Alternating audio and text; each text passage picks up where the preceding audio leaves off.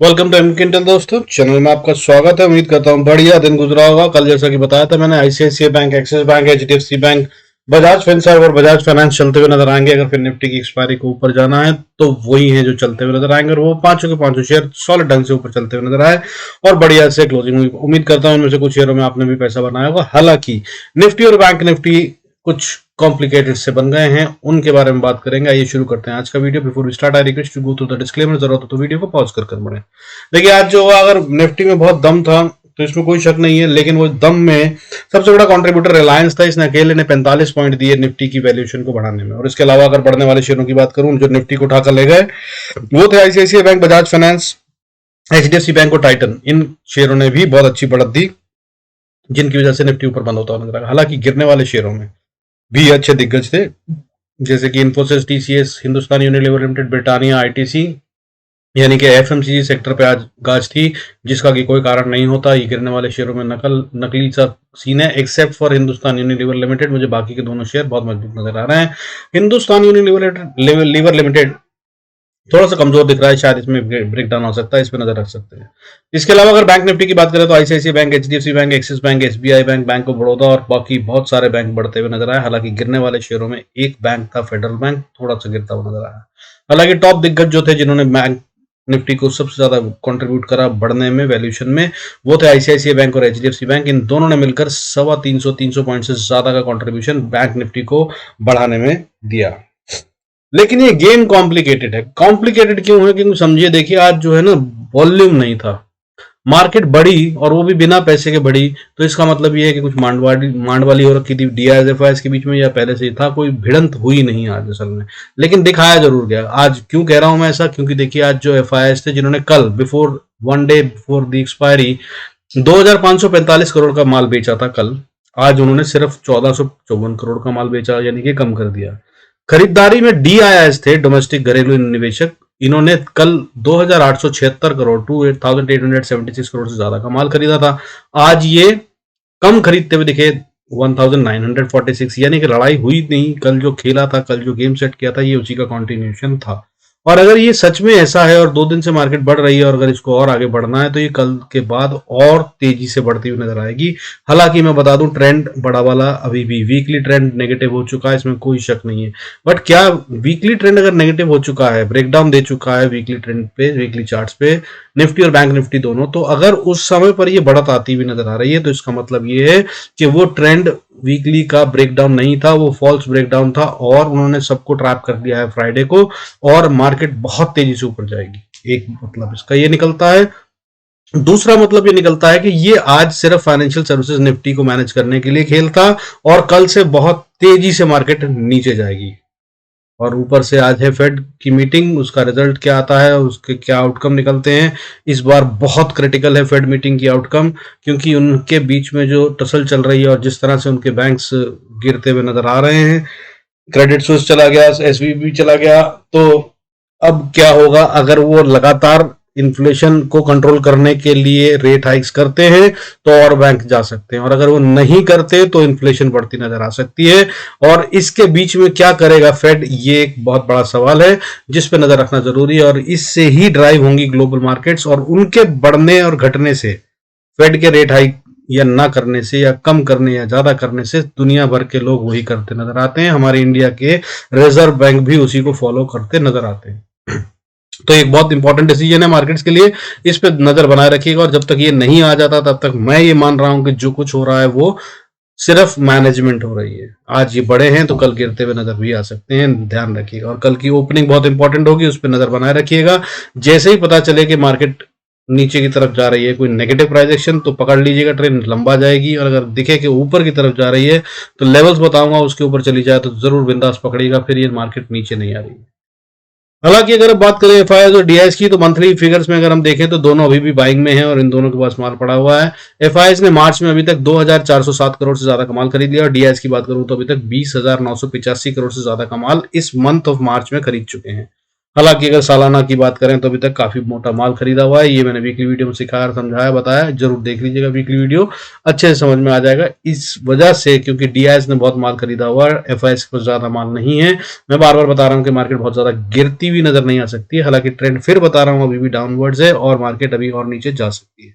अब अगर बात करें, देखिए मार्केट में क्या हुआ, तो आज निफ्टी ने क्लोजिंग दी 17,107 पर with the gain of 119.10 point और 0.7% का गेन था। और अगर बैंक निफ्टी की बात करूं तो 39,894 पे क्लोज हुआ है with the gain of 532 points, that means 1.35% का gain, which is a very significant gain और अच्छी बढ़त के साथ बंद हुए हैं। और सबसे अच्छी बात यह है कि हमने अपर एंड पे ही क्लोजिंग करी है और जितना गेम हुआ उसमें ज्यादा से ज्यादा पॉइंट्स कैप्चर कर ली। जैसे कि निफ्टी के अंदर टोटल गेम कल की क्लोजिंग और आज के हाई को अगर हम देखें तो 139 पॉइंट्स का बनता है, जिसके अंदर से 119 पॉइंट्स कैप्चर कर लिए, which is a very good sign. Bank Nifty में भी अगर हम बात करें तो टोटल में 608 पॉइंट का गेम बनता है, उसमें से 532 पॉइंट्स क्लोजिंग बेसिस पे हमने कैप्चर कर लिए, which is a sign of strength. However अगर सेक्टर्स की बात करें तो आज गिरते हुए सेक्टरों में FMCG जैसे मैंने बताया शुरू में, उसके अलावा फार्मा और रियलिटी गिरते हुए नजर आए, जिनका गिरना लाजमी है। मैं बजट के बाद से लगातार बता रहा हूँ, रियलिटी में कमजोरी है और फार्मा का कोई कारण नहीं है बढ़ने का, इन्होंने पहले ही ओवर प्राइस्ड है, गिरते हुए नजर आ सकते हैं। तो चिंता का विषय जो था वो FMCG था, इसके अलावा बाकी सारे सेक्टर बढ़ते हुए नजर आए। हालांकि अगर मैं बढ़ने वाले और दिग्गजों की बात करूं तो कुछ ऐसे सेक्टर थे, रिलायंस की वजह से, अगर रिलायंस को आप अलग से एक सेक्टर मान लें तो वो अलग बात है, वो पूरा का पूरा बढ़ता हुआ नजर आया। और अगर इसके अलावा बात करूं तो हमारे जैसे कि HDFC life, Bajaj finance, Bajaj auto, ये सब आज बढ़ते हुए नजर आए और अच्छे खासे बढ़े हैं। निफ्टी 50 की अगर हम बात करें कंट्रीब्यूशन में तो बजाज ऑटो जैसे 2.65% बढ़ा, रिलायंस का जैसे मैंने बताया 3.11% और HDFC लाइफ भी आज 3.76% से ज्यादा बढ़ता नजर आया। निफ्टी 50 के वो शेयर जिसमें F&O हो वो इतना तेज बढ़ते हुए नजर आए तो इसके अंदर में बहुत दम दिखता है, क्योंकि इसके अंदर इसके लिए बहुत ज्यादा पैसा लगता है। F&O भी मैनेज करने होते हैं और शेयर्स भी, सो और वो भी वीकली क्लोजिंग आ रही है, हमारा लास्ट वीक की तरफ बढ़ रहे हैं हम मंथली क्लोजिंग की तरफ। अगला हफ्ता जो है वो छोटा हफ्ता है, 30th को हमारी मार्च को छुट्टी रहती है और रामनवमी की छुट्टी रहेगी। उसके बाद फिर इंस्टेड ऑफ दैट 29th यानी कि हम शायद थर्सडे को एक्सपायरी हो जाएगी, so there is 1 day less. तो मतलब उसके अंदर में इतना पैसा खेलना, वो भी इसी मंथ की एक्सपायरी में, गेम तो कुछ बड़ा है भाई, तैयार रहिएगा। कल एक बड़ा दिन हो सकता है और कल नहीं तो परसों थर्सडे तो will be a very good and big day. इसके अलावा बात कर लेते हैं, देखिए अभी ग्लोबल संकेतों की, तो गोल्ड इस समय पे 0.79% गिरकर 59,000 के आसपास ट्रेड कर रहा है, जो कि अभी गिरता हुआ नजर आ रहा है। मुझे लग रहा है कि ये अभी वापस अपनी रेंज के अंदर में आ जाएगा, जैसे मैंने बता रखा था 58,900 पे इसने ब्रेकआउट दिया था, बट ये अब उससे नीचे आज क्लोजिंग दे सकता है, ध्यान रखिएगा, इस पे गिरता हुआ नजर आ रहा है। सिल्वर की अगर आप बात करें तो 0.24% गिरकर अभी 68,698 पे ट्रेड कर रहा है और ये भी कूल ऑफ होता हुआ नजर आ रहा है, बट ये बहुत ज्यादा कूल ऑफ नहीं होगा, लेकिन गिरता हुआ अभी ये भी नजर आ रहा है। इसके अलावा अगर बात करूं तो क्रूड में आज अच्छी खासी तेजी है, ये वापस अपनी रेंज में जाता हुआ नजर आ रहा है, जिसमें इसने ब्रेक डाउन दे दिया था 3 दिन पहले, 4 दिन पहले इसने ब्रेक डाउन दे दिया था और 3 दिन से लगातार ये नीचे ट्रेड कर रहा था। आज भी ये अपनी रेंज से नीचे है और 5,623 पे ट्रेड कर रहा है, हालांकि बढ़ रहा है आज और 1.68%, 1.68% के करीब बढ़ चुका है। अगर ये 5900 के ऊपर जाता है, 5,950 के ऊपर जाता है तो ये और तेजी से बढ़ता हुआ नजर आ सकता है और फिर ये 6,800 को भी टच करने की कोशिश करता हुआ नजर आ सकता है। जैसा कि मैंने बताया था कि इसमें ज्यादा गिरावट के मतलब कारण होने नहीं चाहिए और अगर ये गिरता है तो ये सीधा सीधा संकेत रिसेशन की ओर इंडिकेट करेगा। कल के वीडियो में जरूर देखा होगा आपने, समझा होगा। फर्दर अगर एचडीएफ निफ्टी की बात करूं तो सब फ्लैट है, कोई खास मूवमेंट नहीं है, 10 पॉइंट ऊपर नीचे कर रहा है, कोई इंडिकेशन नहीं आ रहा है। डॉलर जो है, अब बात करें मेन वाला जो हमारे मार्केट को धक्का दे सकता है, वो 82.66 पे ट्रेड कर रहा है। हालांकि हमारे क्रिटिकल लेवल 82.30 से ऊपर है, लेकिन अभी भी मैं इसे सेफ जोन में मान रहा हूं, ये बहुत बड़ा हिट नहीं है। जैसा मैंने बता रखा है आपको कि वीकली वीडियो में भी समझाया था, 83 के ऊपर अगर जाता है तो ये चिंता का विषय होगा और 83.36 के ऊपर चला जाता है अगर, तो ये हमारी मार्केट को भयंकर रूप से नीचे की तरफ धक्का देता हुआ नजर आएगा। हालांकि अभी कूल्ड ऑफ है, बट थोड़ी बढ़त के साइन आ रहे हैं, लेकिन ग्लोबल में जो यूएस डॉलर इंडेक्स है वो थोड़ा सा कूल ऑफ होता नजर आ रहा है, तो उस पर नजर बनाए रखिएगा। अगर वो कूल ऑफ होता है तो हमारी मार्केट बहुत अच्छे से ऊपर जाती हुई नजर आ सकती है। 103 को तोड़ दिया है उसने, यूएस डॉलर ने, ग्लोबल इंडेक्स जो है, अगर वो उसके नीचे आ जाता है तो बहुत अच्छा साइन होगा, उस पर नजर रख सकते हैं। अब आइए शुरू करते हैं लेवल्स की बात और चलते हैं देखते हैं चार्ट में कि कहां पे क्या करना है हमें, कैसे एंट्री और कैसे exit. Before we go there I request to go to the disclaimer as per SEBI norms, जरूरत हो तो वीडियो को पॉज कर पढ़ें। हाँ, देखिए अगर बात करें हम निफ्टी 50 की, डब्ल्यू पैटर्न देखिए बन रहा है यहाँ पे, अगर आप देख पा रहे हैं, ठीक है। निफ्टी 50 की भी बात करें, ये 1 घंटे का चार्ट है, 1 आवर का चार्ट। और सेम वे में अगर मैं बात करूं बैंक निफ्टी, तो उसमें भी मुझे डब्ल्यू पैटर्न बना हुआ दिख रहा है। लेकिन आपको ये बता दूं कि हम दोनों में एकदम ऑलमोस्ट नेक लाइन पे हैं। अगर आप इसको देख पा रहे हैं तो ये इस तरह से डब्ल्यू पैटर्न बन गया है और ये पिछले हाई के बिल्कुल बराबर पे जाके क्लोजिंग दी है। अगर इसके ऊपर बंद होता तो हम मान लेते कि भाई तो ब्रेकआउट हो गया और कल और ऊपर जा सकता है। इसमें भी निफ्टी 50 में भी ये यही बता रहा है, लेकिन अब ये नहीं हुआ है। अब देखने की बात यह है, क्योंकि यहाँ पे ही पैसा लगा हुआ है और इसी लेवल को जिसने भी, अगर बुल्स इसको ऊपर ले जाना चाहते हैं तो उनको पैसा लगाना है, और बियर्स की अगर बात करो तो उनको हार माननी है अगर इसके ऊपर चला जाता है तो। अब ये होगा तय कल की ओपनिंग बड़ी बात है, तो कहां होती है जरूर देख लीजिएगा। और अगर इसके ऊपर बात करें तो इन दोनों के हाथ में, जिन्होंने भी पैसा लगा रखा है, वो दोनों इस समय पे लग रहा है मांडवाली में बैठे हुए नजर आ रहे हैं, क्योंकि दोनों को इंतजार है फेड की मीटिंग का आउटकम का, जैसे मैंने भी थोड़ी देर पहले वीडियो में बताया। तो उस पर भी नजर रखिएगा, बहुत इंपॉर्टेंट एक्ट्स हो रहे हैं, इसलिए कल का दिन भयंकर हो सकता है मार्केट में, लेकिन अच्छा पैसा बनता नजर आएगा। वॉलेटिलिटी काफी कूल्ड ऑफ हो रखी है, जो कल बढ़ती हुई नजर आ सकती है। और थर्सडे को बड़ा ही शानदार दिन हो सकता है एक्सपायरी का। मुझे ऐसा लग रहा है जो मंथली एक्सपायरी होती है उसका खेल बजाय नेक्स्ट वीक के वेडनेसडे की, कल थर्सडे की एक्सपायरी में, परसों थर्सडे की एक्सपायरी में होता हुआ नजर आ सकता है।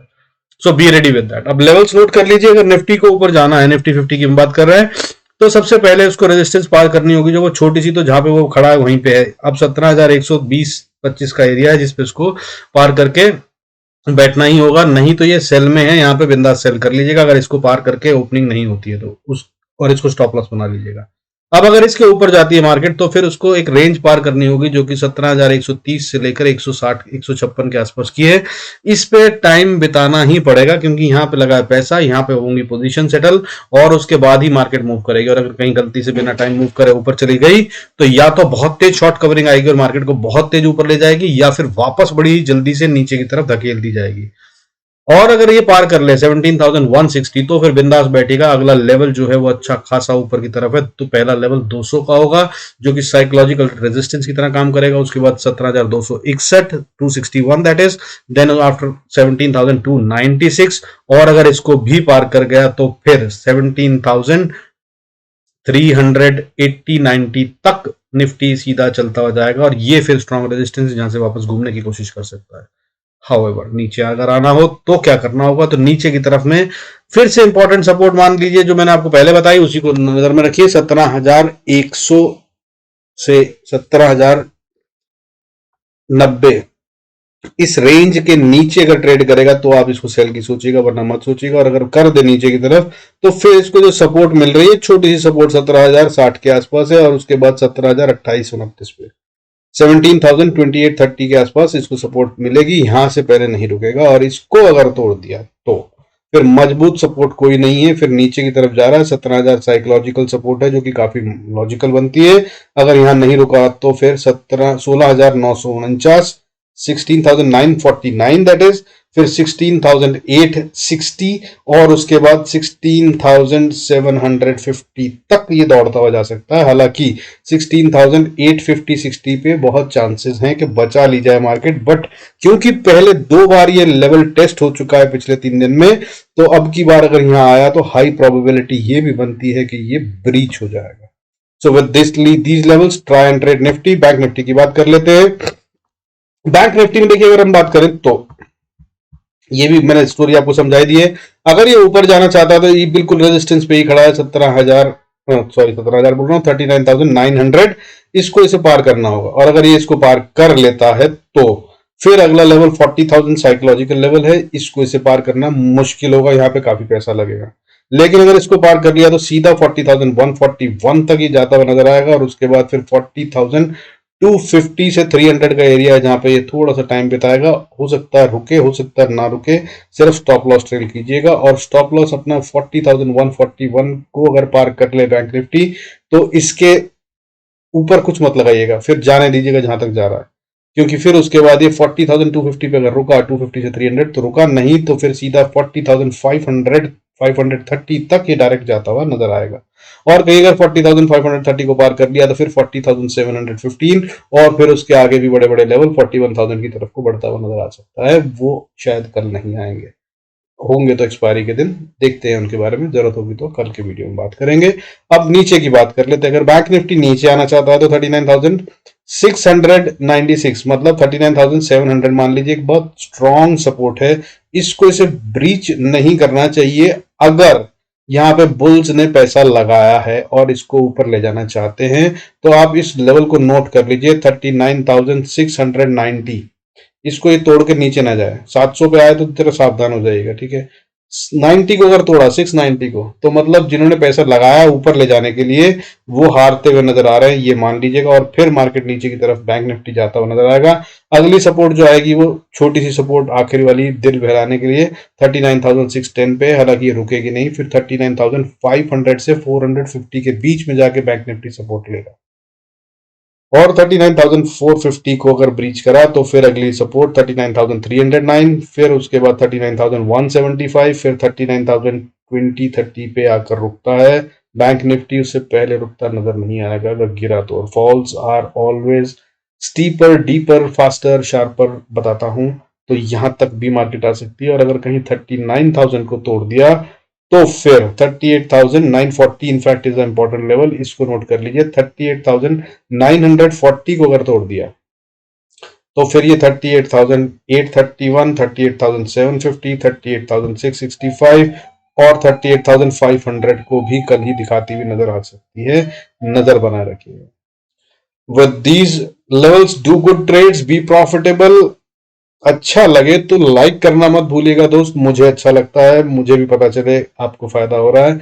और अगर सब्सक्राइब करेंगे और शेयर करेंगे वीडियो को तो I will be thankful. Thank you so much. God bless us all.